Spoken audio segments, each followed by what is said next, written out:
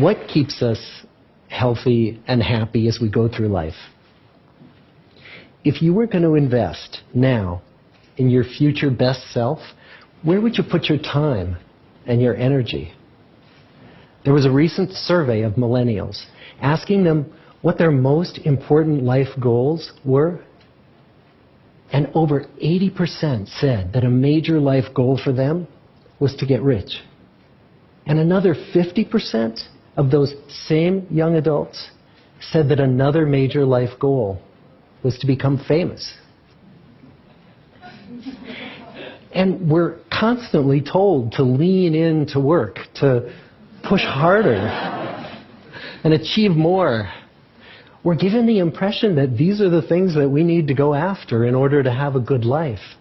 Pictures of entire lives, of the choices that people make and how those choices work out for them, those pictures are almost impossible to get. Most of what we know about human life, we know from asking people to remember the past. And as we know, hindsight is anything but 20/20. We forget vast amounts of what happens to us in life, and sometimes memory is downright creative. But what if we could watch entire lives as they unfold through time? What if we could study people from the time that they were teenagers all the way into old age to see what really keeps people happy and healthy? We did that. The Harvard study of adult development may be the longest study of adult life that's ever been done. For 75 years, we've tracked the lives of 724 men. Year after year, asking about their work, their home lives, their health, and of course asking all along the way without knowing how their life stories were going to turn out. Studies like this are exceedingly rare. Almost all projects of this kind fall apart within a decade because too many people drop out of the study, or funding for the research dries up, or the researchers get distracted, or they die, and nobody moves the ball further down the field. But through a combination of luck and the persistence of several generations of researchers, this study has survived. About 60 of our original 724 men are still alive, still participating in the study, most of them in their 90s. And we are now beginning to study the more than 2,000 children of these men. And I'm the fourth director of the study. Since 1938, we've tracked the lives of two groups of men. The first group started in the study when they were sophomores at Harvard College. They all finished college during World War II, and then most went off to serve in the war. And the second group that we've followed was a group of boys from Boston's poorest neighborhoods. Boys who were chosen for the study specifically because they were from some of the most troubled and disadvantaged families in the Boston of the 1930s. Most lived in tenements, many without hot and cold running water.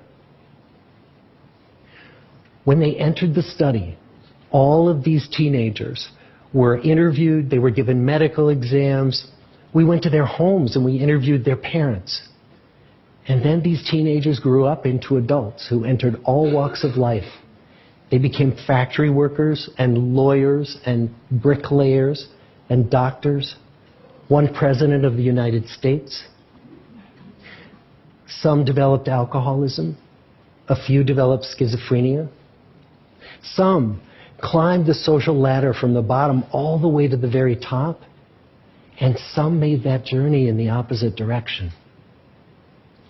The founders of this study would never in their wildest dreams have imagined that I would be standing here today, 75 years later, telling you that the study still continues. Every 2 years, our patient and dedicated research staff calls up our men and asks them if we can send them yet one more set of questions about their lives. Many of the inner city Boston men ask us, "Why do you keep wanting to study me? My life just isn't that interesting." The Harvard men never asked that question.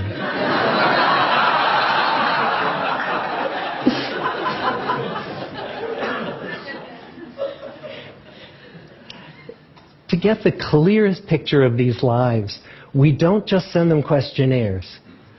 We interview them in their living rooms. We get their medical records from their doctors. We draw their blood. We scan their brains. We talk to their children. We videotape them talking with their wives about their deepest concerns. And when, about a decade ago, we finally asked the wives if they would join us as members of the study, many of the women said, "You know, it's about time." So what have we learned?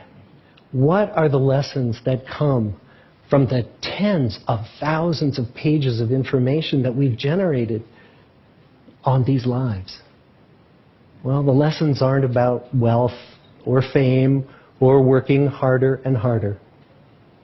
The clearest message that we get from this 75-year study is this: good relationships keep us happier and healthier, period. We've learned 3 big lessons about relationships. The first is that social connections are really good for us and that loneliness kills. It turns out that people who are more socially connected to family, to friends, to community, are happier, they're physically healthier, and they live longer than people who are less well connected. And the experience of loneliness turns out to be toxic. People who are more isolated than they want to be from others find that they are less happy, their health declines earlier in midlife, their brain functioning declines sooner, and they live shorter lives than people who are not lonely. And the sad fact is that at any given time, more than 1 in 5 Americans will report that they're lonely. And we know that you can be lonely in a crowd and you can be lonely in a marriage. So the second big lesson that we learned is that it's not just the number of friends you have, and it's not whether or not you're in a committed relationship, but it's the quality of your close relationships that matters. It turns out that living in the midst of conflict is really bad for our health.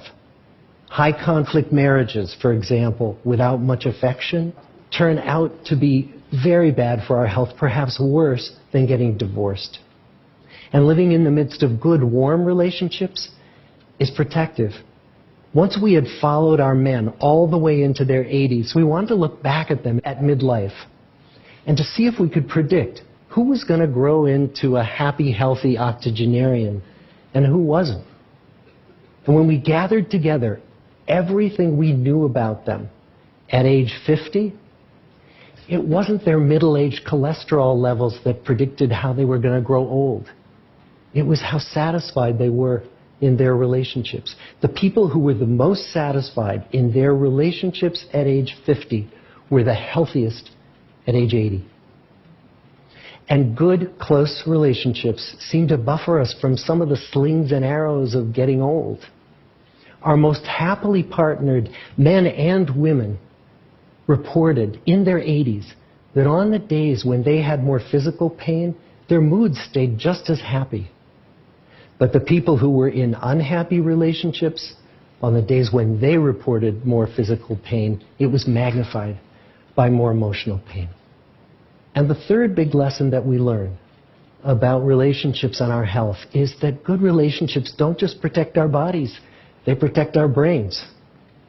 It turns out that being in a securely attached relationship to another person in your 80s is protective. That the people who are in relationships where they really feel they can count on the other person in times of need, those people's memories stay sharper longer. And the people in relationships where they feel they really can't count on the other one, those are the people who experience earlier memory decline. And those good relationships, they don't have to be smooth all the time. Some of our octogenarian couples could bicker with each other day in and day out. But as long as they felt that they could really count on the other when the going got tough, those arguments didn't take a toll on their memories. So, this message that good, close relationships are good for our health and well-being, this is wisdom that's as old as the hills. Why is this so hard to get and so easy to ignore? Well, we're human. What we'd really like is a quick fix, something we can get that'll make our lives good and keep them that way. Relationships are messy and they're complicated, and the hard work of tending to family and friends, that's not sexy or glamorous. It's also lifelong. It never ends. The people in our 75-year study who were the happiest in retirement were the people who had actively worked to replace workmates with new playmates. Just like the millennials in that recent survey, many of our men, when they were starting out as young adults, really believed that fame and wealth and high achievement were what they needed to go after to have a good life. But over and over these 75 years, our study has shown that the people who fared the best were the people who leaned into relationships with family, with friends, with community. So what about you? Let's say you're 25, or you're 40, or you're 60. What might leaning into relationships even look like?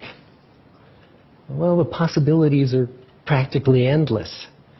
It might be something as simple as replacing screen time with people time, or livening up a stale relationship by doing something new together, long walks or date nights, or reaching out to that family member who you haven't spoken to in years, because those all too common family feuds take a terrible toll on the people who hold the grudges.